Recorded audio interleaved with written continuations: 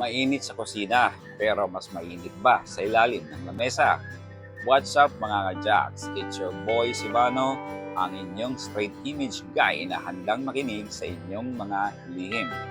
Bago tayo mag-umpisa, siguraduhin nakasubscribe na kayo sa YouTube channel ko at mag-DM sa Telegram ko at YTP2026. Doon kayo mag-DM ng inyong mga confessions at true-to-life experiences para mabasa natin dito.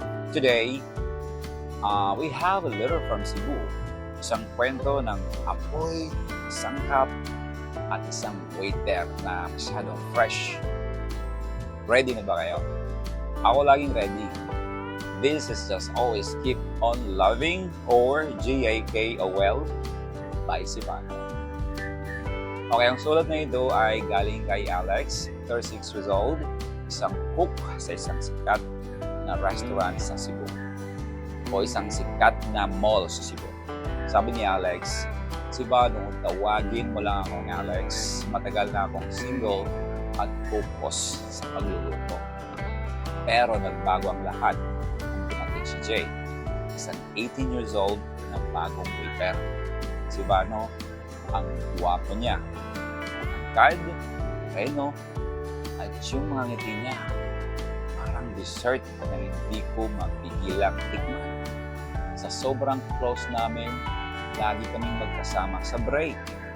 Minsan, nahuli ko siyang nakatingin sa akin habang nagluluto ako. Isang gabi, nung kami na lang ang naiwan sa kusina para mag-closing, nagkatabi kami. Habang naglilinis ng counter, bigla niyang hinawakan ang kamay ko at bumulong, Chef, ang bango mo, nagbubuyog. Sivano, 18 lang siya. 36 na ako. Natatakot ako, baka laro lang to. Pero ang lakas ng tama ko. Anong gagawin ko sa bubuyog na lilipad-lipad? Ops. So, wow, Alex.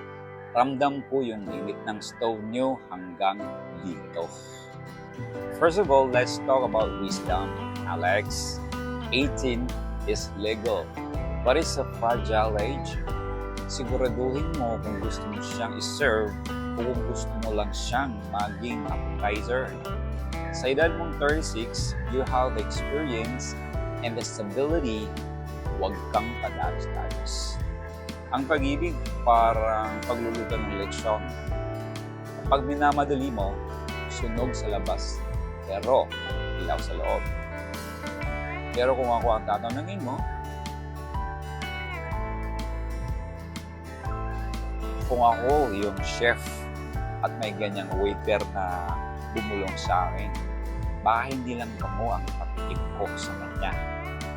Baka ipakita ko sa kanya kung ano yung hawak ko, hindi, kung paano humawak ng dumbbell sa Sivano. Alex, enjoy the tension, but protect your heart.